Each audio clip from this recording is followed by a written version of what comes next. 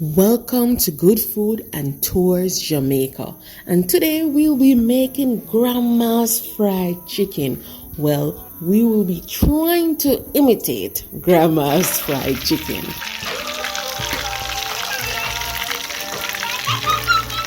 This method was actually passed down from my mom to me, and she's actually the grandmother of my children now, so it's kind of a grandma inspired frying chicken method, and it's totally delicious. I told my husband to smile if it tasted good. Good. So let's make this. First thing, we need an egg. Then some vegetable oil, a little bit of water, and then half of an onion. I cut that in two, like 2 cloves of garlic, and then literally a thumb of ginger. I kid you not. Hey, wait, come on, get in there. And then I usually add some frozen scallions. I save the tips of my scallions and then I just use it for frying my chicken. Then I'm going to add some ginger powder. For my chicken seasoning, I'm using some complete seasoning. You can use adobo, maggi, knorr, whatever you have. I'm using some cayenne pepper because I like it a little bit spicy. And then I'm going to add some black pepper because I love it a little bit spicy. Then I'm going to add some salt. Hello here, salt goes in everything. And because I use the complete seasoning, I only need a little bit of salt. I add some turmeric and some curry powder, and then I add some thyme. I can't leave out the thyme. Thyme and fried chicken just goes perfect. And then I just blend this all together. And I want to ensure that this is blended really good. I forgot to add some bird peppers. I'm only using 2 little bird peppers. If you know what bird peppers are, they smelled really good, and I was like, thumbs up. Now my chicken, I'm using half of a chicken. My chicken was washed with some lemon juice, because we love to wash our protein. Alright, so now I'm just going to go ahead and just pour this all over it. Hey, it ain't rocket science. So I just pour it over it, right? And I have to scrape out the blender, ensure that nothing no waste and everything gets into it. I use a fork and I just mix up the chicken into the marinade. And I have to ensure that the marinade go into the meat, let it soak right inside it. We don't want no fresh chicken around here. We want the chicken to be flavored all the way to the bone. I cover this and let it sit in the refrigerator for around 4 hours. Now for my breading, I'm using around 3 cups of flour and some baking powder, and I'm going to add all of the dry ingredients or the dry seasoning that I use to season my chicken. The complete seasoning, the ginger powder, salt, cayenne pepper, black pepper, yes, all of them. And of course some curry and turmeric powder and some thyme.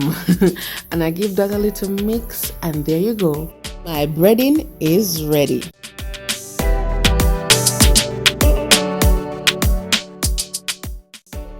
So my chicken has been marinating for approximately 4 hours.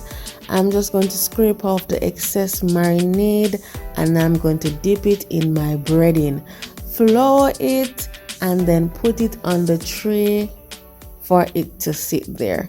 And this is how I'm going to do all of the chicken pieces. Pretty simple, huh?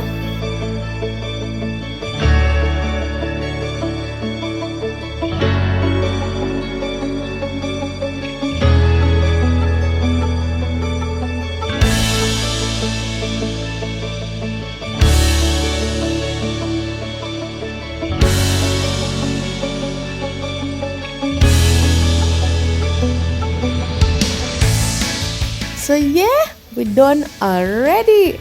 it's just half of a chicken, right? So it wouldn't take long to bread. Now while the chicken is sitting out for like 15 minutes, I'll be working on the fire, getting the coal started.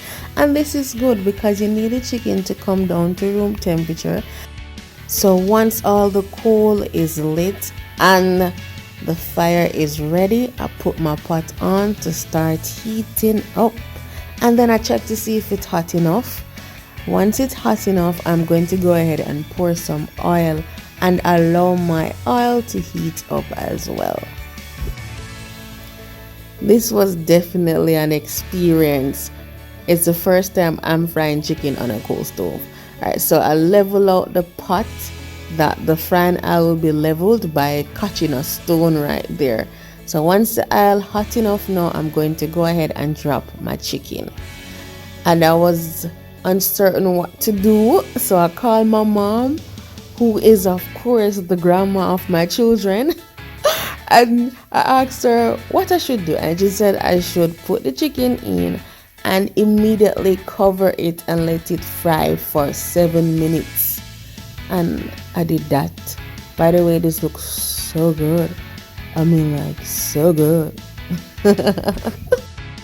After 7 minutes, the timer went off. That's my husband watering the garden. And I lift up the pot now, and I'm excited to see what's happened. And I tried to like flip the chicken over and it started to stick, and I was like, what's happening? And I was like, oh well, I'm just going with the flow, you know what I mean? It kind of look good so far, you know, it don't look so bad, right? Not as perfect as I hoped it to be, but may I go on. I started to flip them over onto the parts that I saw needed to fry a little bit more. And then this leg, you know, this leg was giving me trouble. The other parts of the chicken was okay. So I flipped this on the little head that it can, I feel like it wanted to cook like that. And at that moment, I realized that the oil temperature wasn't hot.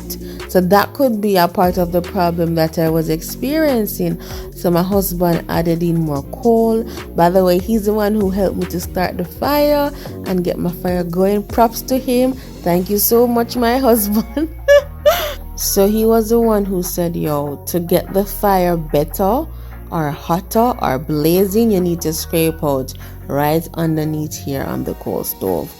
And I mean, immediately afterwards the fire started to blaze, and I was like, whoa, yeah man, and the chicken started to fry really good, you know? And I was like, probably this is what I needed to have done earlier on. Look at that. And in no time the chicken done fry, you know. So I just take this out, put it in my pot to keep it warm and, you know, save from the elements. And I looked at my leg and I was like, no, so this needs to fry a little bit more. So it took a good fry, you know, a lot of the breading came off, but it's okay, you know. By the time it done fry, it look really good. My husband scrape out this some more, and then we scrape out the pot to have all of the breading will come off. And I waited until the pot became hot again before adding in the remaining chicken to fry, you know. But while that is doing its thing, let me go ahead and taste. Piece of the one way fry already, and I had to share a piece with my husband first. Teamwork. So I told him to smile if it tasted good, you know. And he did smile, you know, he might laugh. He said it is my best fried chicken yet. Why? Is him not easy, you know?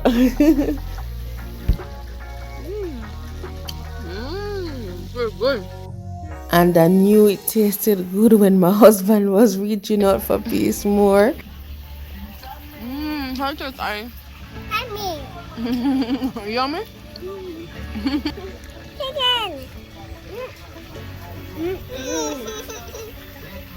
Yeah, we're gonna get more when you go up. Tastes good? Yeah. Other pieces of chicken are finished frying, and I just take them out and let's give it a good look. It look nice, you know, it can go on. Not so bad for first time frying on the coal stove. Not true? It look nice. It look kinda, it's really golden brown. But me not tell no lie, it probably not look so good, but it tastes good, you see? So I will be back in the kitchen, or I'll be back outside on the coal stove learning how to master this frying chicken on coal stove thing. We've reached the end of another amazing episode, and I'd like to leave you with a Bible verse. Matthew 7 verse 12. So in everything, do to others what you would have them do to you, for this sums up the law and the prophets. Now I have a friend, and we have been back and forth on the interpretation of the scripture for over 15 years.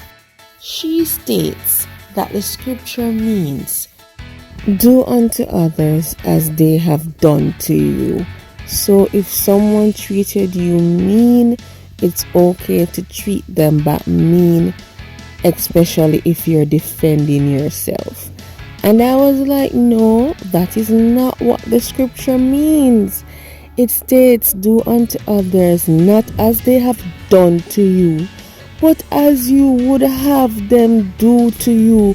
So it is what you would like someone to do to you. And most times we would like people to treat us kind. So even if someone treats you bad, do not treat them back bad. Treat them kindly. And if you need to defend yourself, try your best not to get even. And do not do exactly what they have done to you. Do not seek revenge.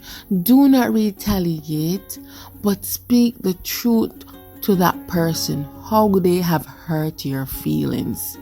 And if the person persists to hurt or continue to hurt your feelings, then I think it's best for you to try to limit contact with that abusive person without giving the silent treatment. Be courteous, be respectful, but limit your contact. Leave it in God's hands and look within yourself and see if there's any faults, anything that you have done as well. Well, I hope I helped you. I hope this helped you. So one love, and please press the like button. The more you like my video is the more YouTube will send it out. Thanks for watching. Bye.